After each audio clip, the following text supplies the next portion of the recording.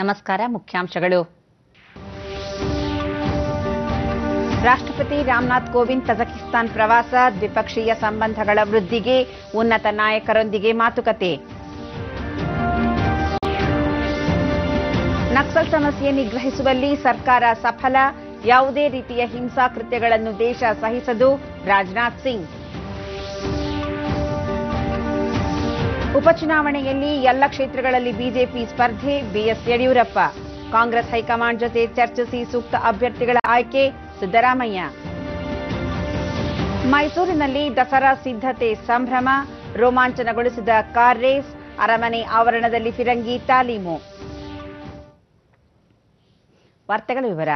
ರಾಷ್ಟ್ರಪತಿ ರಾಮನಾಥ್ ಕೋವಿಂದ್ 3 ದಿನಗಳ ಭೇಟಿಗಾಗಿ ತಜಕಿಸ್ತಾನ್ ರಾಜಧಾನಿ ದುಶಾಂಬೆ ತಲುಪಿದ್ದಾರೆ. ವಿಮಾನ ನಿಲ್ದಾಣದಲ್ಲಿ ರಾಷ್ಟ್ರಪತಿ ಅವರನ್ನು ತಜಕಿಸ್ತಾನದ ಉಪಪ್ರಧಾನಿ ಝೋಕಿಝೋಡ್ ಮೊಹಮ್ಮದಿಯರ್ ಝೋಯರ್ ಹಾರ್ದಿಕವಾಗಿ ಬರಮಾಡಿಕೊಂಡರು. ರಾಷ್ಟ್ರಪತಿ ರಾಮನಾಥ್ ಕೋವಿಂದ್ ಅವರ ಮೊದಲ ತಜಕಿಸ್ತಾನ ಭೇಟಿ ಇದಾಗಿದ್ದು, ಆ ದೇಶದ ಉನ್ನತ ನಾಯಕರೊಂದಿಗೆ ಮಹತ್ವದ ಮಾತುಕತೆ ನಡೆಸಲಿದ್ದಾರೆ. ತಜಕಿಸ್ತಾನದ ಅಧ್ಯಕ್ಷ ಇಮಾಮೋಲಿ ರೆಹಮಾನ್, ಸ್ಪೀಕರ್ ಮಜಲಿಸಿ ನಮೋಯನ್ ಅವರನ್ನು ಭೇಟಿ ಮಾಡಲಿದ್ದಾರೆ. ದ್ವಿಪಕ್ಷೀಯ ಮಾತುಕತೆ ಸೇರಿದಂತೆ ಪ್ರಾದೇಶಿಕ ಹಾಗೂ ಸಾಂಸ್ಕೃತಿಕ ಸಹಭಾಗಿತ್ವದ ಹಲವು ಮಹತ್ವದ ಚರ್ಚೆಗಳು ನಡೆಯುವ ಸಾಧ್ಯತೆ ಇದೆ. 2009ರಲ್ಲಿ ಅಂದಿನ ರಾಷ್ಟ್ರಪತಿ ಪ್ರತಿಭಾ ಪಾಟೀಲ್ ತಜಕಿಸ್ತಾನಕ್ಕೆ ಭೇಟಿ ನೀಡಿದ್ದರು ಎಂಬುದನ್ನು ಸ್ಮರಿಸಬಹುದಾಗಿದೆ. ಗೃಹ ಸಚಿವ ರಾಜನಾಥ್ ಸಿಂಗ್ ಲಖನೌದಲ್ಲಿಂದು ಕ್ಷಿಪ್ರ ಕಾರ್ಯಪಡೆ ಆರ್ಎಎಫ್ನ 26ನೇ ಸಂಸ್ಥಾಪನಾ ದಿನಾಚರಣೆ ಕಾರ್ಯಕ್ರಮದಲ್ಲಿ ಪಾಲ್ಗೊಂಡಿದ್ದರು. ಪಡೆಯ ಪೆರೇಡ್ ವೀಕ್ಷಿಸಿ ಗೌರವ ವಂದನೆ ಸ್ವೀಕರಿಸಿದರು. ನಂತರ ಪಡೆ ಉದ್ದೇಶಿಸಿ ಮಾತನಾಡಿದ ಅವರು, ದೇಶದಲ್ಲಿ ಇನ್ನೂ 2-3 ವರ್ಷಗಳಲ್ಲಿ ನಕ್ಸಲರ ಹಾವಳಿಯನ್ನು ಸಂಪೂರ್ಣವಾಗಿ ನಿವಾರಿಸಲಾಗುವುದು ಎಂದು ಭರವಸೆ ನೀಡಿದರು. ನಕ್ಸಲ್ವಾದ ದೇಶಕ್ಕೆ ಅತಿದೊಡ್ಡ ಸವಾಲಾಗಿದ್ದು, ಈ ಸಮಸ್ಯೆಯನ್ನು ನಿಗ್ರಹಿಸುವಲ್ಲಿ ಸರ್ಕಾರ ಸಫಲವಾಗಿದೆ. ಯಾವುದೇ ಹಿಂಸೆಯನ್ನು ಸರ್ಕಾರ ಸಹಿಸುವುದಿಲ್ಲ ಎಂದು ಸ್ಪಷ್ಟಪಡಿಸಿದರು. 4 ವರ್ಷಗಳ ಹಿಂದೆ ದೇಶದ 126ಕ್ಕೂ ಹೆಚ್ಚು ಜಿಲ್ಲೆಗಳಲ್ಲಿ ನಕ್ಸಲರ ಹಾವಳಿ ಇತ್ತು. ಈಗ ಅದು ಕೇವಲ 10-12 ಜಿಲ್ಲೆಗಳಿಗೆ ಮಾತ್ರ ಸೀಮಿತಗೊಂಡಿದೆ. ಅಲ್ಲಿಯೂ ಸಹ ಇನ್ನೆರಡು-ಮೂರು ವರ್ಷಗಳಲ್ಲಿ ಸಿಆರ್ಪಿಎಫ್ ಪಡೆಗಳು ಸ್ಥಳೀಯ ಪೊಲೀಸರ ನೆರವಿನೊಂದಿಗೆ ನಕ್ಸಲರ ನಿರ್ಮೂಲನೆ ಮಾಡಲಿವೆ ಎಂದು ಹೇಳಿದರು. ನಕ್ಸಲರ ಹಾವಳಿ ತಡೆಗಟ್ಟುವಲ್ಲಿ ಸಿಆರ್ಪಿಎಫ್ ಯೋಧರ ಶೌರ್ಯ, ಸಾಹಸವನ್ನು ಗೃಹ ಸಚಿವರು ಈ ಸಂದರ್ಭದಲ್ಲಿ ಕೊಂಡಾಡಿದರು. ಕಾರ್ಯಾಚರಣೆಗಳಲ್ಲಿ ಹುತಾತ್ಮರಾಗುವ ಯೋಧರಿಗೆ ಈ ಮೊದಲು ಕೆಲವೇ ಲಕ್ಷಗಳಷ್ಟು ಪರಿಹಾರ ನೀಡಲಾಗುತ್ತಿತ್ತು. ಕೇಂದ್ರದಲ್ಲಿ ಎನ್ಡಿಎ ಸರ್ಕಾರ ಬಂದ ನಂತರ ಪರಿಹಾರ ಮೊತ್ತವನ್ನು 1 ಕೋಟಿ ರೂಪಾಯಿಗೆ ಹೆಚ್ಚಿಸಲಾಗಿದೆ ಎಂದರು. जब हिंदुस्तान की धरती से माओवाद का सफाया हो गया है, नक्सलवाद का सफाया हो गया है, यह शुभ समाचार भी देशवासियों को प्राप्त होगा।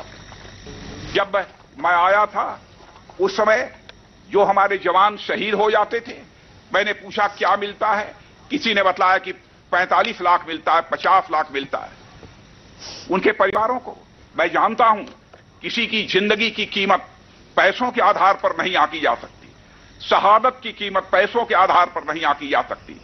लेकिन मुझे लगा कि यह तो सचमुच यह हालात ठीक नहीं है, तो तुरंत मैंने कहा था चाहे जो कुछ भी करना होगा मैं इसी मुकम्मल व्यवस्था करूंगा कि जो भी हमारा जवान शहीद होता है उसके परिवार के सदस्यों को कम से कम 1 करोड़ रुपए की धनराशि प्राप्त होनी चाहिए। और मुझे आज ಮುಂಬರುವ ಲೋಕಸಭಾ ಹಾಗೂ ವಿಧಾನಸಭಾ ಉಪಚುನಾವಣೆಯ ಎಲ್ಲ 5 ಕ್ಷೇತ್ರಗಳಲ್ಲಿ ಬಿಜೆಪಿ ತನ್ನ ಅಭ್ಯರ್ಥಿಗಳನ್ನು ಕಣಕ್ಕಿಳಿಸಲಿದೆ ಎಂದು ಪಕ್ಷದ ರಾಜ್ಯಾಧ್ಯಕ್ಷ ಬಿಎಸ್ ಯಡಿಯೂರಪ್ಪ ಶಿವಮೊಗ್ಗದಲ್ಲಿಂದು ಹೇಳಿದ್ದಾರೆ. ಮಂಡ್ಯ, ಬಳ್ಳಾರಿ ಲೋಕಸಭಾ ಹಾಗೂ ರಾಮನಗರ ಮತ್ತು ಜಮಖಂಡಿ ವಿಧಾನಸಭಾ ಕ್ಷೇತ್ರಗಳ ಅಭ್ಯರ್ಥಿಗಳ ಆಯ್ಕೆ ಕುರಿತು ನಾಳೆ ಬೆಂಗಳೂರಿನಲ್ಲಿ ಪಕ್ಷದ ಪ್ರಮುಖ ಮುಖಂಡರ ಜೊತೆಗೆ ಸಮಾಲೋಚಿಸಿ ತೀರ್ಮಾನ ಮಾಡಲಾಗುವುದು. ಶಿವಮೊಗ್ಗ ಕ್ಷೇತ್ರಕ್ಕೆ ಇಂದು ರಾತ್ರಿಯೊಳಗೆ ಅಂತಿಮಗೊಳಿಸಲಾಗುವುದು ಎಂದು ತಿಳಿಸಿದರು. ಪ್ರಧಾನಿ ನರೇಂದ್ರ ಮೋದಿ ಅವರ ಸಾಧನೆಗಳನ್ನು ಮುಂದಿಟ್ಟುಕೊಂಡು ಪಕ್ಷ ಚುನಾವಣೆ ಎದುರಿಸಲಿದೆ ಎಂದರು. ನಾಳೆ ಬೆಂಗಳೂರಿಗೆ ಹೋದ್ಮೇಲೆ ಅಲ್ಲಿ ಕುಂತು ಚರ್ಚೆ ಮಾಡಿ ತೀರ್ಮಾನ ತಗೊಂತೇನೆ. ಮತ್ತೆ ಜಮಖಂಡಿ ವಿಧಾನಸಭಾ ಕ್ಷೇತ್ರ ದೃಷ್ಟಿಯಿಂದ ನಾಳೆ ಅಲ್ಲಿಯ ಪ್ರಮುಖರನ್ನ ಎಲ್ಲರನ್ನೂ ಬೆಂಗಳೂರು ಬರಕ್ಕೆ ಹೇಳಿದ್ದೇನೆ. ಅವ್ರ ಜೊತೆ ಸಮಾಲೋಚನೆ ಮಾಡಿ ಅಭ್ಯರ್ಥಿಯನ್ನ ತೀರ್ಮಾನ ಮಾಡ್ತೇವೆ. ಕೇಂದ್ರ ಸರ್ಕಾರದ ಮೋದಿಯವರ ಸಾಧನೆ ಏನಿದೆ ಇಡೀ ಜಗತ್ತು ಅಚ್ಚರಿಯಿಂದ ನೋಡ್ತಾ ಇರುವಂತದ್ದು. ಆ ಸಾಧನೆಯನ್ನು ಮುಂದಿಟ್ಕೊಂಡು ಲೋಕಸಭಾ ಚುನಾವಣೆ, ವಿಧಾನಸಭಾ ಚುನಾವಣೆ ಎದುರಿಸ್ತೇವೆ. ಪಕ್ಷದ ಹೈಕಮಾಂಡ್ ಜೊತೆ ಚರ್ಚೆ ನಡೆಸಿ 3 ಲೋಕಸಭೆ ಮತ್ತು 2 ವಿಧಾನಸಭಾ ಕ್ಷೇತ್ರಗಳ ಉಪಚುನಾವಣಾ ಕಣಕ್ಕೆ ಸೂಕ್ತ ಅಭ್ಯರ್ಥಿಗಳನ್ನು ಆಯ್ಕೆ ಮಾಡುವುದಾಗಿ ಕಾಂಗ್ರೆಸ್ ಶಾಸಕಾಂಗ ಪಕ್ಷದ ನಾಯಕ ಸಿದ್ದರಾಮಯ್ಯ ಹೇಳಿದ್ದಾರೆ. ದೆಹಲಿಯಲ್ಲಿ ಪಕ್ಷದ ರಾಜ್ಯ ಉಸ್ತುವಾರಿ ಕೆಸಿ ವೇಣುಗೋಪಾಲ್ ಅವರನ್ನು ಭೇಟಿ ಮಾಡಿ ಆದಷ್ಟು ಬೇಗ ಸಚಿವ ಸಂಪುಟ ವಿಸ್ತರಣೆ, ನಿಗಮ ಮಂಡಳಿಗಳಿಗೆ ನೇಮಕಾತಿ ಮಾಡುವಂತೆ ಸಲಹೆ ನೀಡಿರುವುದಾಗಿ ಅವರು ತಿಳಿಸಿದ್ದಾರೆ. ಅರಬ್ ರಾಷ್ಟ್ರಗಳಲ್ಲಿ ಉದ್ಯೋಗ ಕಳೆದುಕೊಂಡು ಹಿಂತಿರುಗುತ್ತಿರುವ ಕಾರ್ಮಿಕರ ಸಮಸ್ಯೆ ಬಗೆಹರಿಸಲು ಮಾಹಿತಿ ಕೇಂದ್ರ ತೆರೆಯಲು ಮಂಗಳೂರು ಜಿಲ್ಲಾಧಿಕಾರಿಗಳಿಗೆ ಸೂಚನೆ ನೀಡಲಾಗಿದೆ ಎಂದು ನಗರಾಭಿವೃದ್ಧಿ ಇಲಾಖೆ ಸಚಿವ ಯುಟಿ ಖಾದರ್ ಮಂಗಳೂರಿನಲ್ಲಿಂದು ಹೇಳಿದ್ದಾರೆ. ಭಾರತಕ್ಕೆ ವಾಪಸ್ಸಾಗುವ ಕಾರ್ಮಿಕರಿಗೆ ಸ್ವಉದ್ಯೋಗ ಕೈಗೊಳ್ಳಲು ರಾಜ್ಯ ಅಲ್ಪಸಂಖ್ಯಾತರ ಅಭಿವೃದ್ಧಿ ನಿಗಮದಿಂದ 5 ಲಕ್ಷ ರೂಪಾಯಿ ಸಹಾಯಧನ ನೀಡಲು ಉದ್ದೇಶಿಸಲಾಗಿದೆ ಎಂದರು. ಅಂದರೆ ನಮಗೆ ಫಸ್ಟ್ ಮಾಹಿತಿ ಬೇಕು ಇದಕ್ಕೆ ಸಂಬಂಧಪಟ್ಟಾಗೆ. ಈಗ ನಮ್ಮ ಮೈನಾರಿಟಿ ಡೆವಲಪ್ಮೆಂಟ್ ಕಾರ್ಪೊರೇಷನ್ ಇದೆ, ಒಂದು ಕ್ಷೇತ್ರಕ್ಕೆ ಒಬ್ಬರಿಗೆ ರಿಟರ್ನ್ ಬಂದವರಿಗೆ ಸ್ವ ಉದ್ಯೋಗಕ್ಕಾಗಿ 5 ಲಕ್ಷ ರೂಪಾಯಿ ಕೊಡುವಂಥ ಒಂದು ಯೋಜನೆ ಇದೆ. ಅದು ನಮಗೆ ಈಗ ಅದನ್ನು ಫಲವನ್ನು ತಗೊಂಡು ಹೋಗುವಾಗ ಅದು ಅವನು ಮುಂಚೆ ಅಲ್ಲಿ ಇದನ್ನ ಇಲ್ಲುವ ಏನಾದರೂ ಲೆಕ್ಕ ಸಿಕ್ಕುವುದಿಲ್ಲ. ಯಾವುದಕ್ಕೂ ಕೂಡ ಒಂದು ಮಾಹಿತಿ ಬೇಕಾಗ್ತದೆ. ಅದಕ್ಕೆ ಮಾಹಿತಿ ಕೇಂದ್ರ ನಾವು ಪ್ರಾರಂಭ ಮಾಡಲಿಕ್ಕೆ ಹೇಳಿದ್ದೇವೆ. ಅದರ ನಂತರವೇ ಎಲ್ಲ ಯೋಜನೆಗಳು. ವಿಶ್ವವಿಖ್ಯಾತ ನಾಡಹಬ್ಬ ದಸರಾ ಮಹೋತ್ಸವಕ್ಕೆ ಕ್ಷಣಗಣನೆ ಆರಂಭಗೊಂಡಿದೆ. ಪ್ರವಾಸಿಗರನ್ನು ಆಕರ್ಷಿಸಲು ಪುರಾತನ ವಿಂಟೇಜ್ ಕಾರ್ ಪ್ರದರ್ಶನದ ನಂತರ ಇಂದು ನಡೆದ ಕಾರ್ ರೇಸ್ ಸ್ಪರ್ಧೆ ಜನರ ಗಮನ ಸೆಳೆಯುವಲ್ಲಿ ಯಶಸ್ವಿಯಾಗಿದೆ. ಮತ್ತೊಂದೆಡೆ ಪ್ರವಾಸಿಗರ ಅನುಕೂಲಕ್ಕಾಗಿ ಓಪನ್ ಟಾಪ್ ಬಸ್ ವ್ಯವಸ್ಥೆ ಏರ್ಪಡಿಸಿರುವುದು ಈ ಬಾರಿಯ ವಿಶೇಷ.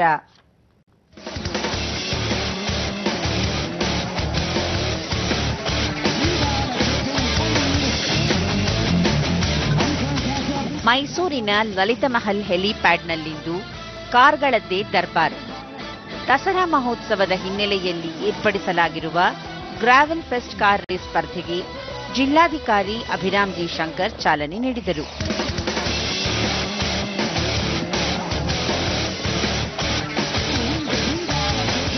ವಿವಿಧ ಮಾದರಿಯ ಸುಮಾರು 170 ಕಾರುಗಳು ಸ್ಪರ್ಧೆಯಲ್ಲಿ ಭಾಗಿಯಾಗಿದ್ದವು. ಸಂಜೆ ಒಂದು 3:30-4 ಗಂಟೆ ತನಕ ಗ್ರಾವೆಲ್ ಫೆಸ್ಟ್ ನಡೆಯುತ್ತೆ. ಅದರಲ್ಲೂ ಕೂಡ ಸುಮಾರು ಒಂದು 180 ಕಾರ್ಸ್, ಬೇರೆ ಬೇರೆ ಕ್ಯಾಟಗರಿ, SUV ಮತ್ತು ಮಾಡಿಫೈಡ್ ಸೆಡಾನ್ ಮತ್ತು ವಿಮೆನ್ಸ್ ಕ್ಯಾಟಗರಿ ಎಲ್ಲ ಸೇರಿ ಸುಮಾರು ಒಂದು 180 ಕಾರ್ಸ್ ಈ ಬಾರಿ ಪಾರ್ಟಿಸಿಪೇಟ್ ಆಗ್ತಾ ಇದೆ. ಈಗಾಗಲೇ ಪ್ರಾರಂಭ ಆಗಿದೆ, ಬೆಳಿಗ್ಗೆ ಇಡೀ ದಿನ ನಡೆಯುತ್ತೆ.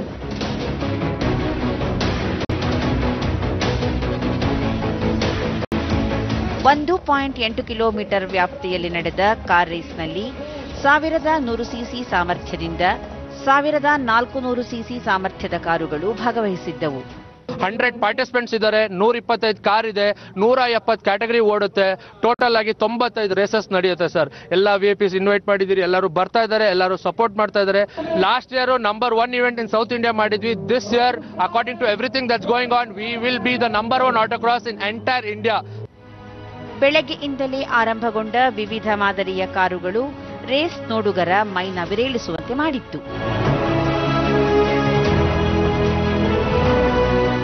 Mysuru was known as motor sport hub. ಮುಂಚೆ 1980s 90s 2000 ಅಲ್ಲಿ ಟಾಪ್ ಇಂಡಿಯನ್ ಡ್ರೈವರ್ಸು ರೈಡರ್ಸು ಎಲ್ಲ ಮೈಸೂರಲ್ಲಿ ಇದ್ದವರು. ಸಡನ್ ಆಗಿ 2003-4 ಆದಮೇಲೆ ಸ್ವಲ್ಪ ಹಂಗೆ ಫೇಡ್ ಔಟ್ ಆಗ್ಬಿಟ್ಟಿತ್ತು. ಈಗ ತಿರ್ಗಾ ವಾಪಸ್ ಬರ್ತಾ ಇದೆ ಮೋಟರ್ ಸ್ಪೋರ್ಟು. ತುಂಬಾ ಜನ ಇವತ್ತೂ ಮೈಸೂರಲ್ಲೇ ನಂಬರ್ 1 ರೈಡರ್ ಇರೋದು ಇಂಡಿಯಾಗೆ. ಇನ್ನು ಮೊದಲ ಬಾರಿಗೆ ಪ್ರವಾಸಿಗರಿಗೆ ಪಾರಂಪರಿಕ ಕಟ್ಟಡ ಹಾಗೂ ಪ್ರವಾಸಿ ತಾಣಗಳ ವೀಕ್ಷಣೆಗೆ ಅನುಕೂಲ ಮಾಡಿಕೊಡುವ ನಿಟ್ಟಿನಲ್ಲಿ ಜಿಲ್ಲಾಡಳಿತ ಹಾಗೂ ಪ್ರವಾಸೋದ್ಯಮ ಇಲಾಖೆ ಜಂಟಿಯಾಗಿ ಓಪನ್ ಟಾಪ್ ಬಸ್ ವ್ಯವಸ್ಥೆ ಕಲ್ಪಿಸಿದೆ.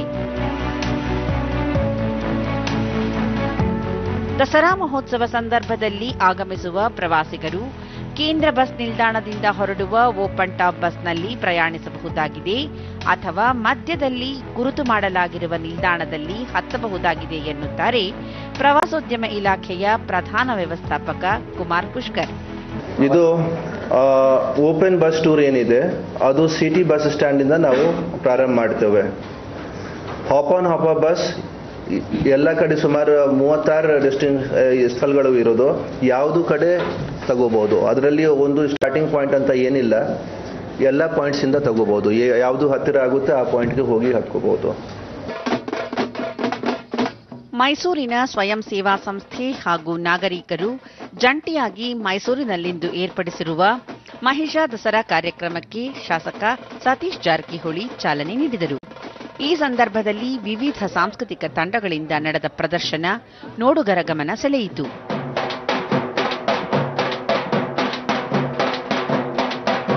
ಒಟ್ಟಾರೆ ಈ ಬಾರಿಯ ದಸರಾ ಮಹೋತ್ಸವದಲ್ಲಿ ಹಲವು ವಿಭಿನ್ನ ಪ್ರಯತ್ನಗಳ ಮೂಲಕ ಪ್ರವಾಸಿಗರನ್ನು ಆಕರ್ಷಿಸಲು ಮುಂದಾಗಿರುವ ರಾಜ್ಯ ಸರ್ಕಾರದ ಜೊತೆಯಲ್ಲಿ ಸ್ಥಳೀಯ ಸಂಘ ಸಂಸ್ಥೆಗಳು ಸಹ ಕೈಜೋಡಿಸಿದ್ದು ಮತ್ತಷ್ಟು ಮೆರುಗು ನೀಡುವಂತಾಗಿದೆ.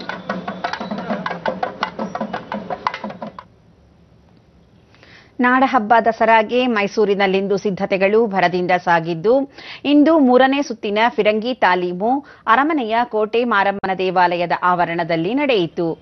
ಜಿಲ್ಲಾಧಿಕಾರಿ ಅಭಿರಾಮ್ ಜಿ ಶಂಕರ್ ಉಪಸ್ಥಿತಿಯಲ್ಲಿ 21 ಬಾರಿ ಕುಶಾಲು ತೋಪು ಸಿಡಿಸಲಾಯಿತು. ತಾಲೀಮಿನಲ್ಲಿ ಅಶ್ವಾರೋಹಿ ದಳ ಗಜಪಡೆ ಪಾಲ್ಗೊಂಡಿತ್ತು. ಜಿಲ್ಲಾಧಿಕಾರಿ ಶಂಕರ್ ಕೊನೆಯ ಹಂತದ ಕುಶಾಲು ತೋಪು ತಾಲೀಪಿನ ವೇಳೆ ಅಶ್ವ ಹಾಗೂ ಗಜಪಡೆ ಯಶಸ್ವಿಯಾಗಿ ಪಾಲ್ಗೊಂಡಿದ್ದವು. ದಸರಾ ಅಂಗವಾಗಿ 2 ಸ್ಥಳಗಳಲ್ಲಿ ಆಹಾರ ಮೇಳ ನಡೆಯುತ್ತಿದ್ದು 80 ಮಳಿಗೆಗಳನ್ನು ತೆರೆಯಲಾಗಿದೆ ಎಂದರು.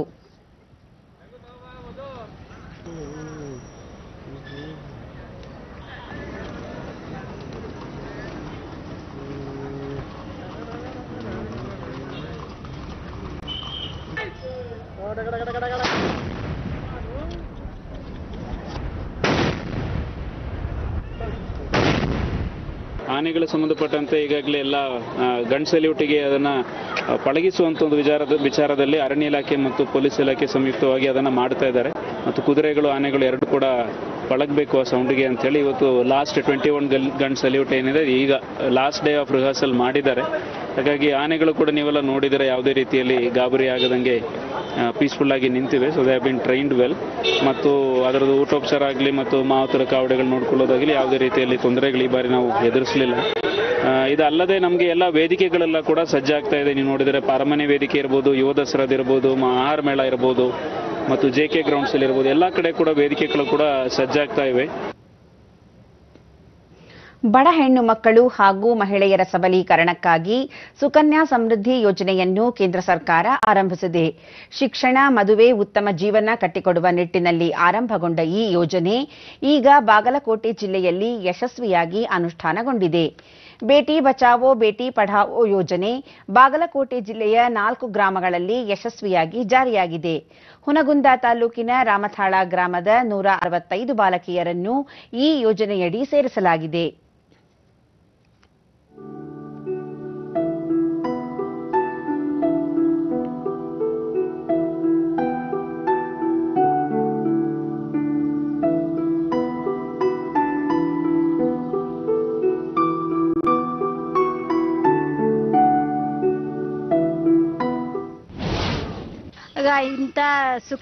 ಡಿಡಿ ನ್ಯೂಸ್ನೊಂದಿಗೆ ಫಲಾನುಭವಿಯ ಪೋಷಕಿ ಸುಜಾತ ಹಾಗೂ ಶಿವಲೀಲಾ, ಹೆಣ್ಣು ಮಕ್ಕಳು ಹುಟ್ಟಿದಾಗ ಅವರ ಶಿಕ್ಷಣ ಹಾಗೂ ಮದುವೆ ಬಗ್ಗೆ ಚಿಂತೆ ಮೂಡುತ್ತದೆ. ಆದರೆ ಕೇಂದ್ರ ಸರ್ಕಾರದ ಈ ಯೋಜನೆಯಿಂದ ತಮಗೆ ಆ ಚಿಂತೆ ದೂರವಾಗಿದೆ ಎಂದರು. ಅಂತೇಳಿ ನಮಗೆಲ್ಲ ತಿಳಿಸಿ ಇದೊಂದು ಅಕೌಂಟ್ ಅನ್ನು ಮಾಡಿಸಿಕೊಟ್ಟಾರಿ. ನಮ್ಗೆ ಈ ಯೋಜನೆ ಸರಿ ಅನ್ಸೈತಿ, ಚಲೋ ಅನ್ಸೈತಿ. ಮತ್ತು ಒಮ್ಮೆ ನಾವು ಕೂಡಿಡ್ಬೇಕಂದ್ರೆ ಆಗಂಗಿಲ್ಲ. ತಿಂಗಳ ಇಷ್ಟಂತಂದು ನಮ್ಗೆ ಹೇಳ್ಯಾರ ಸರ್. ಆಮೇಲೆ ನಾವು ವರ್ಷಕ್ಕರೆ ಕಟ್ಬೋದು, ತಿಂಗಳಿಗರೆ ಕಟ್ರಿ, ನಿಮ್ಗೆ ಯಾವಾಗ ನಿಮ್ಮ ಕಡೆ ಇರ್ತಾವ ಅವಾಗ ಕಟ್ರಿ ಅಂತ ಹೇಳಿದ್ರು. ಮತ್ತೋರ್ವ ಪೋಷಕ ಯಮನಪ್ಪ, ಸುಕನ್ಯಾ ಸಮೃದ್ಧಿ ಯೋಜನೆಯಡಿ ಫಲಾನುಭವಿಗಳಿಗೆ 18 ವರ್ಷ ತುಂಬಿದಾಗ 6 ಲಕ್ಷ ರೂಪಾಯಿ ಸಿಗಲಿದೆ. ಇದರಿಂದ ಮದುವೆಗೆ ಸಹಾಯವಾಗಲಿದೆ ಎಂದು ಸಂತಸ ವ್ಯಕ್ತಪಡಿಸಿದರು. ಪೋಸ್ಟ್ ಮಾಸ್ಟರ್ ಮತ್ತು ಎಲ್ಲ ಬಾಗಲಕೋಟೆ ಜಿಲ್ಲಾದ್ಯಂತ ಪೋಸ್ಟ್ ಆಫೀಸರ್ಗಳು ಎಲ್ಲ ಬಂದು ಭಾಳ ಹೆಮ್ಮೆಯ ತಂದ ವಿಷಯ ಏನಂದರೆ, ನಮ್ಮ ರಾಮತಾಳ ಗ್ರಾಮವು ಸುಕನ್ಯಾ ಸಮೃದ್ಧಿ ಗ್ರಾಮವು ಮುಂದೆ ಕರ್ನಾಟಕದಲ್ಲಿ 5ನೇ ಸ್ಥಾನದಾಗ ಬಂದಿರತಕ್ಕಂಥದ್ದು ನಮ್ಮ ರಾಮತಾಳಿಗೆ ಹೆಮ್ಮೆಯ ವಿಷಯ ಅಂತ ಅನಿಸುತ್ತದೆ. ನಮ್ಮ ರಾಮತಾಳ ಗ್ರಾಮದಲ್ಲಿ ಹೆಣ್ಣು ಮಕ್ಕಳು ಇದಕ್ಕೆ ಭಾಳ ಪ್ರತಿಫಲ ಎಂದು ಎಲ್ಲ ಸ್ತ್ರೀಯ ಹೆಣ್ಮಕ್ಕಳಿಗೂ ಎಲ್ಲ ಪ್ರತಿಯೊಂದು ಮನೆಗೂ ಮಾಡಿಸ್ಯಾರ. ಅವ್ರಿಗೆ ನಿನ್ನೆ ನಡೆದ ಕಾರ್ಯಕ್ರಮದಲ್ಲಿ ಬೆಂಗಳೂರಿಂದ ವಿಸಿಟ್ ಕೊಟ್ಟಂತ ಮೇಡಮ್ ಅವರು ಕೂಡ ಪಾಸ್ಬುಕ್ ವಿತರಣೆ ಮಾಡಿದ್ದಾರೆ. ಬಾಗಲಕೋಟೆ ಜಿಲ್ಲೆಯಲ್ಲಿ ಅಂಚೆ ಇಲಾಖೆಯ ಶ್ರಮದಿಂದಾಗಿ ಈಗಾಗಲೇ ಪಟ್ಟದಕಲ್ಲು, ನಾಗೂರು, ಯಡಹಳ್ಳಿ ಹಾಗೂ ರಾಮತಾಳ ಸುಕನ್ಯಾ ಸಮೃದ್ಧಿ ಯೋಜನೆ ಸಂಪೂರ್ಣ ಗ್ರಾಮಗಳು ಎಂದು ಹೆಗ್ಗಳಿಕೆ ಪಡೆದಿವೆ.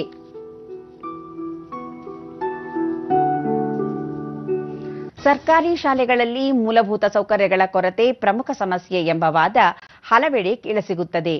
ಆದರೆ ಗದಗ ಜಿಲ್ಲೆಯ ಮುಂಡರಗಿ ತಾಲೂಕಿನ ಯಕ್ಲಾಸಾಪುರದ ಪಾರ್ವತವ್ವ ಹಿರೇಬಸಪ್ಪ ಹಳೆಮನಿ ಸರ್ಕಾರಿ ಪ್ರೌಢಶಾಲೆ ಪಠ್ಯ ಹಾಗೂ ಪಠ್ಯೇತರ ಚಟುವಟಿಕೆಗಳಲ್ಲಿ ಇತರೆ ಶಾಲೆಗಳಿಗೆ ಮಾದರಿಯಾಗಿದೆ.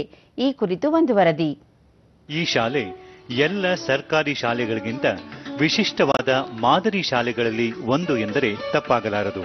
ಉತ್ತರ ಕರ್ನಾಟಕ ಭಾಗದ ಗದಗ ಜಿಲ್ಲೆಯ ಮುಂಡರಗಿ ತಾಲೂಕಿನ ಯಕ್ಲಾಸ್ಪುರ ಗ್ರಾಮದ ಶ್ರೀಮತಿ ಪಾರ್ವತವ್ವ ಹಿರಿಬಸಪ್ಪ ಹಳೆಮನಿ ಸರ್ಕಾರಿ ಪ್ರೌಢಶಾಲೆ ಪಠ್ಯ ಹಾಗೂ ಪಠ್ಯೇತರ ಚಟುವಟಿಕೆಗಳಲ್ಲಿ ಮುಂದಿದೆ. ಕಳೆದ 6 ವರ್ಷಗಳಿಂದ ಸತತವಾಗಿ ಎಸ್ಎಸ್ಎಲ್ಸಿ ಪರೀಕ್ಷೆಯಲ್ಲಿ 100ಕ್ಕೆ 100 ಫಲಿತಾಂಶ ದಾಖಲಿಸುತ್ತಿರುವ ಶಾಲೆಯ ವಿದ್ಯಾರ್ಥಿಗಳು ಕ್ರೀಡಾ ಸ್ಪರ್ಧೆಗಳಲ್ಲೂ ಸಾಧನೆ ಮೆರೆದಿದ್ದು, ಖೋ ಖೋ ಆಟದಲ್ಲಿ ರಾಜ್ಯ ಮಟ್ಟದಲ್ಲೂ ಸ್ಪರ್ಧಿಸಿದ್ದಾರೆ. ವಿಜ್ಞಾನ ವಸ್ತು ಪ್ರದರ್ಶನಗಳಲ್ಲಿ ಪಾಲ್ಗೊಂಡು ರಾಜ್ಯ ಮಟ್ಟದಲ್ಲಿ ಹೆಸರು ಮಾಡಿದ್ದಾರೆ. ಈ ಶಾಲೆ 2011ರಲ್ಲಿ ರಾಷ್ಟ್ರೀಯ ಮಾಧ್ಯಮಿಕ ಶಿಕ್ಷಣ ಅಭಿಯಾನ ಕಾರ್ಯಕ್ರಮದಡಿಯಲ್ಲಿ ಉನ್ನತೀಕರಿಸಿದ ಪ್ರೌಢಶಾಲೆಯಾಗಿ ಶುರುವಾಗಿದೆ. ಆರಂಭಕ್ಕೆ 36 ಮಕ್ಕಳ ದಾಖಲಾತಿ ಇದ್ದಂತಹ ಶಾಲೆ ಈ ವರ್ಷ 119 ಮಕ್ಕಳ ದಾಖಲಾತಿಯನ್ನು ಹೊಂದಿದೆ.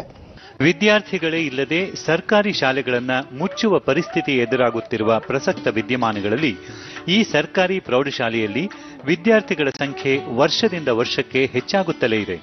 ಸಾಧನೆಗೆ ಅಸಾಧ್ಯವಾದುದು ಯಾವುದೂ ಇಲ್ಲ, ಸಾಧಿಸುವ ಛಲ ಇರಬೇಕು ಎಂಬ ದಿವ್ಯವನ್ನು ವಿದ್ಯಾರ್ಥಿಗಳಿಗೆ ಕಲಿಸುತ್ತಿರುವ ಈ ಶಾಲೆಯ ಬೋಧಕ ಹಾಗೂ ಬೋಧಕೇತರ ಸಿಬ್ಬಂದಿ ಮನಸ್ಸಿದ್ದರೆ ಮಾರ್ಗವಿರುತ್ತದೆ ಎಂಬುದನ್ನು ಸಾಧಿಸಿ ತೋರಿಸಿದ್ದಾರೆ. ಪ್ರಥಮ ವರ್ಷದಲ್ಲಿ ನನಗೆ 36 ಮಕ್ಕಳಿದ್ರು, ಯಾವ ಶಿಕ್ಷಕರು ಇರಲಿಲ್ಲ. ನಾನೊಬ್ಬ ಮುಖ್ಯೋಪಾಧ್ಯಾಯನಾಗಿ ಏಕೋಪಾಧ್ಯಾಯ ಶಿಕ್ಷಕ ಬಂದೆ. ಎಲ್ಲಾ ಪಾಠಗಳನ್ನು ಪ್ರವಚನಗಳನ್ನು ಮಾಡಿ ನಡೆಸತಕ್ಕಂಥ ಒಂದು ಸಂದರ್ಭ ಇತ್ತು. ತದನಂತರ ಗುತ್ತಿಗೆ ಶಿಕ್ಷಕರು ಬಂದರು. ಸಾಧನೆ ಮಾಡಲೇಬೇಕಂತ ಪಣ ತೊಟ್ಟು ಪ್ರಪ್ರಥಮವಾಗಿ 100 ಫಲಿತಾಂಶವನ್ನು ತಂದುಕೊಟ್ವಿ. ತದನಂತರ ಅವರು ಹೋದ ಮೇಲೆ ನಮಗೆ 2013ರಲ್ಲಿ ಪರ್ಮನೆಂಟ್ ಆಗಿ ನಮಗೆ ಶಿಕ್ಷಕರು ಬಂದರು. ಆ ಮೊದಲ ವರ್ಷ ಏನು ಕಷ್ಟಪಟ್ಟಿದ್ವಿ ಆ ಯೋಜನೆಗಳನ್ನು ಹಾಗೇ ನಾವು ಮುಂದುವರಿಸಿಕೊಂಡು ಆ ಶಿಕ್ಷಕರಿಂದ ನಾವು ಇಲ್ಲಿಯವರೆಗೂ ಸತತ 6 ವರ್ಷಗಳ ಕಾಲ ನಾವು 100% ಸಾಧನೆ ಮಾಡಿರ್ತಕ್ಕಂಥ ಏಕೈಕ ಶಾಲೆ, ಅದರಲ್ಲಿ ಗೌರ್ಮೆಂಟ್ ಶಾಲೆ ನಮ್ಮದಾಗಿರ್ತಕ್ಕಂಥ ಹೆಗ್ಗಳಿಕೆ, ಹೆಮ್ಮೆ ನಮ್ಮದಾಗಿದೆ. ನಾವು ಪ್ರೈವೇಟ್ ಶಾಲೆಗಳಲ್ಲಿ ಮಾಡೋದು ಇಲ್ಲಿ ಯಾಕೆ ಮಾಡಬಾರದಪ್ಪ ಅನ್ನೋದು ಒಂದು ಇದು ಇತ್ತು. ಆ ಎಲ್ಲರ ಸಹಕಾರದಿಂದ, ನಮ್ಮೆಲ್ಲ ಸಿಬ್ಬಂದಿ HM ಸಹಕಾರ, ಗ್ರಾಮಸ್ಥರ ಸಹಕಾರದಿಂದ ನಾವು ಪ್ರತಿ ವರ್ಷ ಇದು 6ನೇ ವರ್ಷ ಸತತವಾಗಿ ರಾಜ್ಯ ಮಟ್ಟಕ್ಕೆ ಪ್ರತಿನಿಧಿಸ್ತಾ ಇದ್ವಿ. ಯಕ್ಲಾಸ್ಪುರ ಗ್ರಾಮದ ಹೊರವಲಯದಲ್ಲಿರುವ ಈ ಶಾಲೆ ಸುತ್ತಮುತ್ತಲಿನ ಗ್ರಾಮಗಳ ವಿದ್ಯಾರ್ಥಿಗಳಿಗೆ ಜ್ಞಾನ ದೇಗುಲವೇ ಆಗಿದೆ. ಒಂದು ಕಾಲದಲ್ಲಿ ಏಕೋಪಾಧ್ಯಾಯ ಶಾಲೆಯಾಗಿ ಕೇವಲ 36 ವಿದ್ಯಾರ್ಥಿಗಳಿಂದ ಆರಂಭಗೊಂಡ ಈ ಶಾಲೆ ಈಗ 100 ವಿದ್ಯಾರ್ಥಿಗಳಿಗೆ ಗುಣಮಟ್ಟದ ಶಿಕ್ಷಣ ಒದಗಿಸುತ್ತಿದೆ. ಪ್ರಸ್ತುತ ಇಲ್ಲಿ 119 ವಿದ್ಯಾರ್ಥಿಗಳ ದಾಖಲಾತಿ ಇದೆ.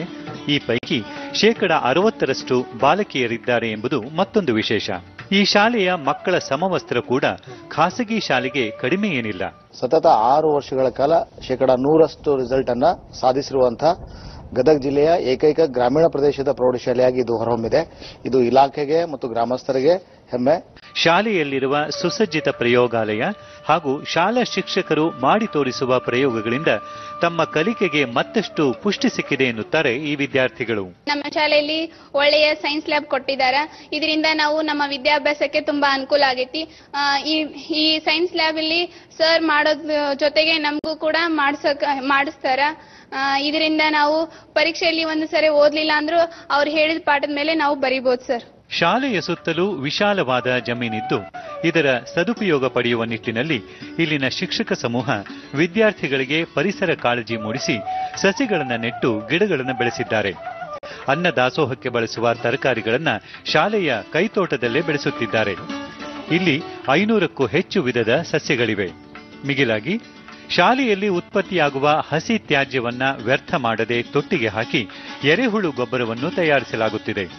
ನಾವು ನಮ್ಮ ಶಾಲೆಯಿಂದ ಬಂದ ಕಸವನ್ನು ಹೊರಗೆ ಚೆಲ್ಲದೆ ಕಸದ ತೊಟ್ಟಿಗೆ ಹಾಕುತ್ತೇವೆ. ಅದರಲ್ಲಿ ಎರೆಹುಳುಗಳನ್ನು ಹಾಕಿದ್ದೇವೆ. ಇದರಿಂದ ಬಂದ ಗೊಬ್ಬರವನ್ನು ನಾವು ಕೈತೋಟಕ್ಕೆ ಬಳಸುತ್ತಿದ್ದೇವೆ. ಇದರಿಂದ ನಮ್ಮ ಕೈತೋಟದಿಂದ ತರಕಾರಿಗಳು ಬರುತ್ತವೆ. ಈ ವರ್ಷ ನಡೀತಕ್ಕಂಥ ತ್ಯಾಜ್ಯ ವಸ್ತುಗಳ ನಿರ್ವಹಣೆ ಮತ್ತು ನೀರಿನ ಆಗರ ಸಂರಕ್ಷಣೆ ಅಂತ ಒಂದು ಉಪ ವಿಷಯ ಘಟಕಗಳಲ್ಲಿ ನಾವು ರಾಜ್ಯ ಮಟ್ಟದೊಳಗೆ ಪ್ರಥಮ ಸ್ಥಾನ ಪಡೆದು ರಾಷ್ಟ್ರ ಮಟ್ಟಕ್ಕೆ ಆಯ್ಕೆ ಆಗಿದ್ವಿ ಅಂತ ಅನ್ಲಿಕ್ಕೆ ನನಗೆ ತುಂಬಾ ಖುಷಿ ಅನ್ನಿಸ್ತಾ ಇದೆ. ಶಾಲೆಯಲ್ಲಿ ಬೆಳೆದ ತರಕಾರಿಗಳನ್ನು ಬಳಸಿ ವಿದ್ಯಾರ್ಥಿಗಳಿಗೆ ಇಲ್ಲಿ ವಿವಿಧ ಬಗೆಯ ಊಟ ತಯಾರಿಸಿ ಉಣಬಡಿಸುವುದು ಕೂಡ ಇಲ್ಲಿನ ವಿಶೇಷಗಳಲ್ಲಿ ಒಂದು. ಪ್ರತಿ ಶನಿವಾರ ಇಡ್ಲಿ, ದೋಸೆ, ಪೂರಿ ಹೀಗೆ ನಾನಾ ತರಹದ ಊಟವನ್ನು ಕೊಡುತ್ತಾರೆ. ಹಾಗೂ ಹುಣ್ಣಿಮೆ, ಅಮಾವಾಸ್ಯೆ ದಿನ ಹೋಳಿಗೆ ಊಟವನ್ನು ಕೊಡುತ್ತಾರೆ. ಶಾಲೆಯ ಶಿಕ್ಷಕರು ನೈರ್ಮಲ್ಯ ಕಾಪಾಡುವ ದೃಷ್ಟಿಯಿಂದ ಸ್ವತಃ ಹಣ ಸಂಗ್ರಹಿಸಿ ಬಾಲಕಿಯರಿಗಾಗಿ ಪ್ರತ್ಯೇಕ ಶೌಚಾಲಯ ನಿರ್ಮಾಣ ಮಾಡಿಸಿದ್ದಾರೆ.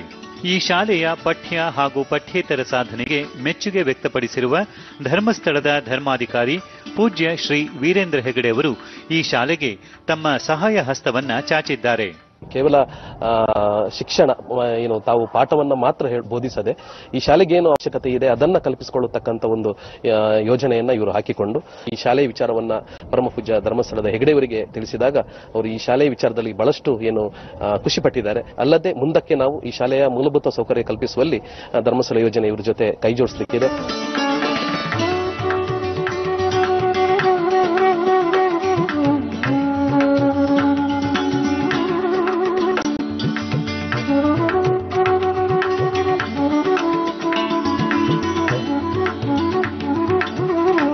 ಒಂದು ಒಳ್ಳೆ ಶಿಕ್ಷಣ ಕೊಟ್ಟರೆ ಸರ್ಕಾರಿ ಶಾಲೆಗೆ ಮಕ್ಕಳೆಲ್ಲ ಬರಬಹುದು ಎಂಬುದಕ್ಕೆ ಒಂದು ಉದಾಹರಣೆ ಯಕಲಾಸ್ಪುರ ಏನು ಶಾಲೆ ಆಗಿದೆ. ಗ್ರಾಮೀಣ ಪ್ರದೇಶದಲ್ಲಿದ್ದು ನಗರದ ಯಾವುದೇ ಖಾಸಗಿ ಶಾಲೆಗಳಿಗೆ ಕಡಿಮೆ ಇಲ್ಲದಂತೆ ಪಾಠ್ಯದಲ್ಲಿ ಮುನ್ನಡೆಯುತ್ತಿರುವ ಈ ಶಾಲೆ ಇತರ ಸರ್ಕಾರಿ ಶಾಲೆಗಳಿಗೂ ಮಾದರಿಯಾಗಲಿ, ಇಂತಹ ಶಾಲೆಗಳ ಸಂಖ್ಯೆ ಸಾವಿರವಾಗಲಿ ಎಂಬುದು ಸುದ್ದಿ ಸೌರಭದ ಆಶಯ.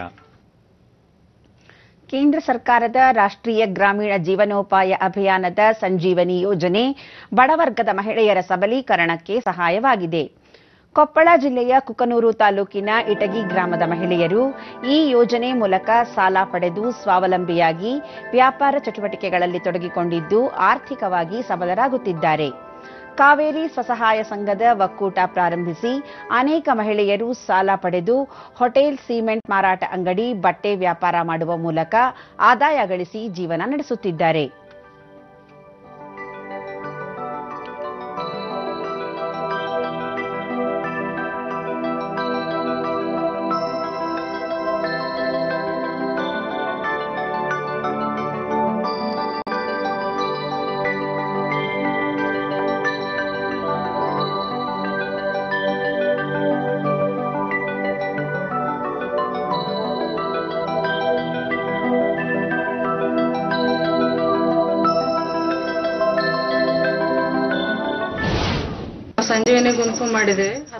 ಈ ಕುರಿತು ಡಿಡಿ ನ್ಯೂಸ್ನೊಂದಿಗೆ ಫಲಾನುಭವಿ ಶಾರದಾ ಯೋಜನೆಯ ಸಾಲ ಪಡೆದು ಹೋಟೆಲ್ ನಡೆಸುವ ಮೂಲಕ ಹಣ ಸಂಪಾದನೆ ಮಾಡುತ್ತಿದ್ದು ಕೆಲವರಿಗೆ ಉದ್ಯೋಗ ಸಹ ನೀಡಿದ್ದೇನೆ ಎಂದರು. ಬಡ್ಡಿ ಕಡಿಮೆ ಅಲ್ಲ, ಅದಕ್ಕೆ ಗುಂಪು ಮಾಡಿ ಸ್ವಸಹಾಯ ಸಂಘದ ಸದಸ್ಯೆ ರೇಣುಕಾ ಶಾಮಿಯಾನ ಖರೀದಿಸಿ ಬಾಡಿಗೆ ನೀಡುತ್ತಿದ್ದೇನೆ. ಯೋಜನೆಯಿಂದಾಗಿ ಸ್ವಾವಲಂಬಿ ಜೀವನ ನಡೆಸಲು ಸಹಾಯವಾಗಿದೆ ಎಂದು ಹೇಳಿದರು. ದುಡ್ಕಂತಿದ್ರಿ ಈಗ ಉತ್ತಮ ಆಗೈತ್ರಿ, ನಮ್ಗೆ ಲಾಭ ಅನ್ಸುತ್ತೆ. ಲಾಭ ಇದ್ರ ಬೇಕ್ರಿ, ನಾವು ದುಡ್ಕಂತ ಮಾಡ್ಕೊಂತ ಹೋಗ್ತೀವಿ. ಫಲಾನುಭವಿ ಮಹಾದೇವಿ ಸಿಮೆಂಟ್ ಮಾರಾಟ ಮಾಡುತ್ತಿದ್ದು ಗ್ರಾಮೀಣ ಭಾಗದ ಮಹಿಳೆಯರಿಗೆ ಈ ಯೋಜನೆಯು ವಾಗಿದೆ ಎಂದು ತಿಳಿಸಿದರು.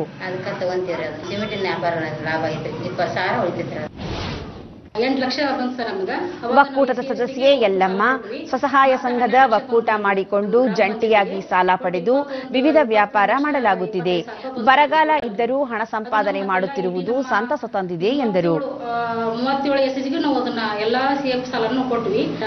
ಈಗ ಸಿಮೆಂಟ್ ವ್ಯಾಪಾರ ಮಾಡ್ತಾರ, ಬಟ್ಟೆ ವ್ಯಾಪಾರ, ಕೆಲವು ಬಳಿ ವ್ಯಾಪಾರ ಮಾಡ್ಯಾರ ಸರ್. ಇದು ಪೆಂಡಲ್ ಮಾಡ್ಕೊಂಡ್ರಿ ಶಾಮೀನ್ ಅಂತ ಹೇಳಿದ್ರಲ್ಲ ಸರ್, ಅಲ್ಲಿ ಪೆಂಡಲ್ ಹೊಡಿತಾರಲ್ಲ ಅವರು ಸೇಫ್ ಸಾಲ 50,000 ಸೇಫ್ ಸಾಲ ತಗೊಂಡು ಅವ್ರು ಶಾಮೀನ್ ಮಾಡ್ಕೊಂತ ಇದಾರೆ ಸರ್. ಏನಪ್ಪಾ ಅಂದ್ರೆ ಈ ಬರಗಾಲದಾಗ ಏನ್ ಮಾಡ್ಬೇಕಂತ ಗೊತ್ತಾಗಲ್ರಿ. ನಮ್ ಸಹಾಯ ತಗೊಂಡು ವ್ಯಾಪಾರ ಮಾಡ್ಕೊಂಡು ದಿನ ಎಂತಂದ್ರೆ ಕನಿಷ್ಠ ಒಂದು 100 ರೂಪಾಯಿನಾರ ಉಳಿತಾಯ ಮಾಡ್ಕೊಂತ ಇದಾರೆ ಸರ್. ಅದರಲ್ಲಿ ತಮ್ಮ ಜೀವನ ನಡೆಸ್ಕೊಂಡು ಹೋಗ್ತಾ ಇದ್ದಾರೆ.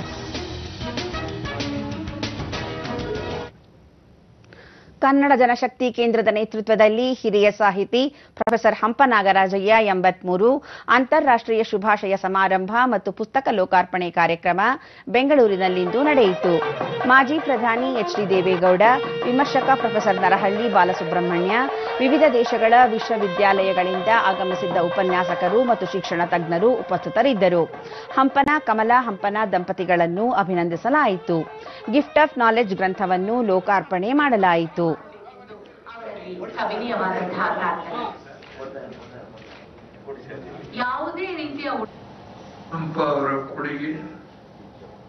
ನಂತರ ಎಚ್.ಡಿ. ದೇವೇಗೌಡ, ಕನ್ನಡದ ಸಾಹಿತಿಯೊಬ್ಬರಿಗೆ ವಿಶ್ವದ ಅನೇಕ ವಿಶ್ವವಿದ್ಯಾಲಯಗಳ ಚಿಂತಕರು ಬಂದು ಅಭಿನಂದಿಸುತ್ತಿರುವುದು ಹೆಮ್ಮೆಯ ವಿಚಾರವಾಗಿದ್ದು ಕನ್ನಡ ನಾಡಿಗೆ ಸಂದ ಗೌರವವಾಗಿದೆ ಎಂದರು.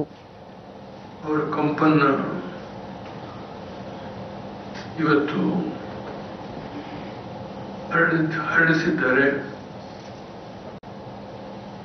ಹಂಪ ಅವರ ಕಂಪು, ಅವರ ವಿದ್ವತ್ತು, ಅವರ ಪ್ರತಿಭೆ, ಒಂದೊಂದು ಶಬ್ದ ಅದಕ್ಕೆ ನಾನು ಯಾವ ರೀತಿ ವಿಶ್ಲೇಷಣೆ ಮಾಡಬೇಕು ಗೊತ್ತಿಲ್ಲ ನನಗೆ. ಮತ್ತೆ ಬರ್ಬೋದು. ಆದರೆ ಅಭಿನಂದನೆ ಸ್ವೀಕರಿಸಿದ ಹಂಪನ, ಯುವಕರು ವಿದ್ವತ್ ಕ್ಷೇತ್ರವನ್ನು ಹಸಿರಾಗಿಡುವ ಪ್ರಯತ್ನ ಮಾಡಬೇಕು.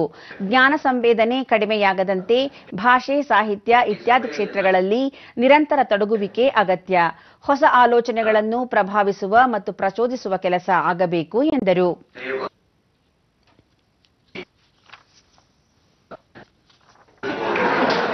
ಅಖಿಲ ಕರ್ನಾಟಕ ಬ್ರಾಹ್ಮಣ ಮಹಾಸಭಾ ಸಪ್ತರ್ಷಿ ಫೌಂಡೇಶನ್ ಟ್ರಸ್ಟ್ ನೇತೃತ್ವದಲ್ಲಿಂದು ರಾಜ್ಯ ಮಟ್ಟದ ಪ್ರತಿಭಾ ಪುರಸ್ಕಾರ ಹಾಗೂ ಅಭಿನಂದನಾ ಕಾರ್ಯಕ್ರಮಕ್ಕೆ ನಿವೃತ್ತ ನ್ಯಾಯಮೂರ್ತಿ ಎನ್ ಕುಮಾರ್ ಬೆಂಗಳೂರಿನಲ್ಲಿಂದು ಚಾಲನೆ ನೀಡಿದರು. ಶೃಂಗೇರಿ ಶಾರದಾ ಪೀಠದ ಡಾ ವಿಆರ್ ಗೌರಿಶಂಕರ್, ಉದ್ಯಮಿ ದಯಾನಂದ ಪೈ, ಬ್ರಾಹ್ಮಣ ಮಹಾಸಭಾದ ಅಧ್ಯಕ್ಷ ಕೆಎನ್ ವೆಂಕಟನಾರಾಯಣ ಮತ್ತಿತರರು ಉಪಸ್ಥಿತರಿದ್ದರು. ಎಸ್ಎಸ್ಎಲ್ಸಿ ಮತ್ತು ಪಿಯುಸಿ ಪರೀಕ್ಷೆಗಳಲ್ಲಿ ಉತ್ತಮ ಅಂಕ ಗಳಿಸಿದ ವಿದ್ಯಾರ್ಥಿಗಳನ್ನು ಅಭಿನಂದಿಸಲಾಯಿತು.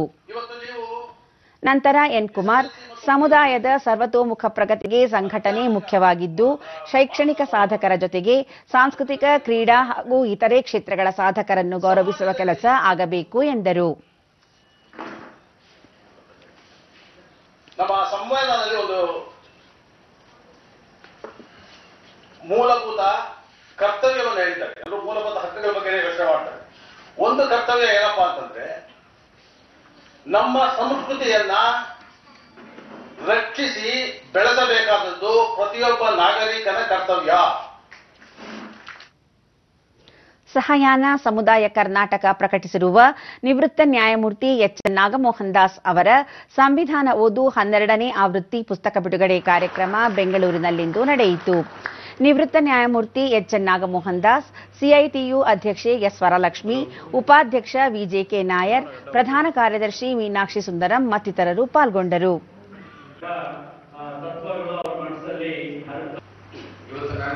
ಬಳಿಕ ನಾಗಮೋಹನ್ ದಾಸ್, ಸಂವಿಧಾನದ ಸಂಕ್ಷಿಪ್ತ ವಿವರಣೆಯನ್ನು ಯುವಜನರ ಆಲೋಚನಾ ಸಾಮರ್ಥ್ಯಕ್ಕೆ ಪೂರಕವಾಗಿ ಕಟ್ಟಿಕೊಡುವ ಪ್ರಯತ್ನವನ್ನು ಈ ಪುಸ್ತಕದ ಮೂಲಕ ಮಾಡಲಾಗಿದೆ. ಓದಿನ ಅಭ್ಯಾಸ ಹೆಚ್ಚಾಗಬೇಕಿದೆ ಎಂದರು.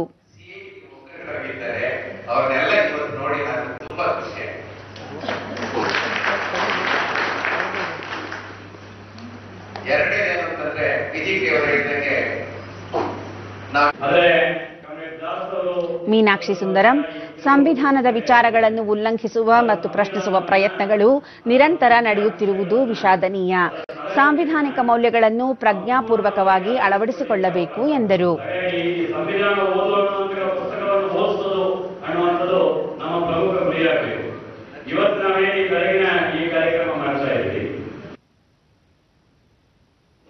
ಜಮ್ಮು ಕಾಶ್ಮೀರದಲ್ಲಿ ನಾಳೆಯಿಂದ ಆರಂಭಗೊಳ್ಳಲಿರುವ ನಗರ ಸ್ಥಳೀಯ ಸಂಸ್ಥೆಗಳ ಮೊದಲ ಹಂತದ ಚುನಾವಣೆಗೆ ರಾಜ್ಯ ಸರ್ಕಾರ ಎಲ್ಲಾ ಸಿದ್ಧತೆಗಳನ್ನು ಪೂರ್ಣಗೊಳಿಸಿದೆ. ನಿರ್ದಿಷ್ಟವಾಗಿ ಕಾಶ್ಮೀರ ಪ್ರಾಂತ್ಯದಲ್ಲಿ ಕನಿಷ್ಠ ಮುಂದಿನ 2 ತಿಂಗಳವರೆಗೆ ಭದ್ರತಾ ವ್ಯವಸ್ಥೆಯನ್ನು ಬಿಗಿಗೊಳಿಸಲು ಕ್ರಮ ಕೈಗೊಳ್ಳಲಾಗಿದೆ. ರಾಜ್ಯಪಾಲ ಸತ್ಯಪಾಲ್ ಮಲ್ಲಿಕ್ ನಿನ್ನೆ ಭದ್ರತಾ ಪರಿಸ್ಥಿತಿ ಕುರಿತಂತೆ ವಿವರವಾದ ಪರಾಮರ್ಶೆ ನಡೆಸಿದರು. ಸಭೆಯಲ್ಲಿ ಸೇನೆ, ಪೊಲೀಸ್, ಸಿಆರ್ಪಿಎಫ್, ಬೇಹುಗಾರಿಕೆ ಏಜೆನ್ಸಿಗಳು ಮತ್ತು ಉನ್ನತ ಅಧಿಕಾರಿಗಳು ಪಾಲ್ಗೊಂಡಿದ್ದರು. ನಾಳೆಯಿಂದ ಅಕ್ಟೋಬರ್ 16ರವರೆಗೆ 2 municipal corporation, 3 municipal council, 72 municipal ಸಮಿತಿಗಳಿಗೆ 4 ಹಂತಗಳಲ್ಲಿ ಚುನಾವಣೆ ನಡೆಯಲಿದೆ. ಕೊನೆಯಲ್ಲಿ ಮತ್ತೊಮ್ಮೆ ಮುಖ್ಯಾಂಶಗಳು. ರಾಷ್ಟ್ರಪತಿ ರಾಮನಾಥ್ ಕೋವಿಂದ್ ಕಜಕಿಸ್ತಾನ್ ಪ್ರವಾಸ, ದ್ವಿಪಕ್ಷೀಯ ಸಂಬಂಧಗಳ ವೃದ್ಧಿಗೆ ಉನ್ನತ ನಾಯಕರೊಂದಿಗೆ ಮಾತುಕತೆ. ನಕ್ಸಲ್ ಸಮಸ್ಯೆ ನಿಗ್ರಹಿಸುವಲ್ಲಿ ಸರ್ಕಾರ ಸಫಲ, ಯಾವುದೇ ರೀತಿಯ ಹಿಂಸಾಕೃತ್ಯಗಳನ್ನು ದೇಶ ಸಹಿಸದು, ರಾಜನಾಥ್ ಸಿಂಗ್. ಉಪಚುನಾವಣೆಯಲ್ಲಿ ಎಲ್ಲ ಕ್ಷೇತ್ರಗಳಲ್ಲಿ ಬಿಜೆಪಿ ಸ್ಪರ್ಧೆ, ಬಿಎಸ್ ಯಡಿಯೂರಪ್ಪ. ಕಾಂಗ್ರೆಸ್ ಹೈಕಮಾಂಡ್ ಜೊತೆ ಚರ್ಚಿಸಿ ಸೂಕ್ತ ಅಭ್ಯರ್ಥಿಗಳ ಆಯ್ಕೆ, ಸಿದ್ದರಾಮಯ್ಯ. ಮತ್ತು ಮೈಸೂರಿನಲ್ಲಿ ದಸರಾ ಸಿದ್ಧತೆ ಸಂಭ್ರಮ, ರೋಮಾಂಚನಗೊಳಿಸಿದ ಕಾರ್ ರೇಸ್, ಅರಮನೆ ಆವರಣದಲ್ಲಿ ಫಿರಂಗಿ ತಾಲೀಮು. ಇಲ್ಲಿಗೆ ಇಂದಿನ ವಾರ್ತಾ ಪ್ರಸಾರ ಮುಕ್ತಾಯವಾಯಿತು. ಸತ್ಯ, ಸಮರ್ಥ, ಸಂಪೂರ್ಣ ಸುದ್ದಿಗಾಗಿ ವೀಕ್ಷಿಸಿ ಚಂದನ ವಾರ್ತೆ. ನಮ್ಮ ಮುಂದಿನ ವಾರ್ತಾ ಪ್ರಸಾರ ನಾಳೆ ಬೆಳಗ್ಗೆ 7:45 ಡಿಡಿ ಚಂದನದಲ್ಲಿ. ನಮಸ್ಕಾರ.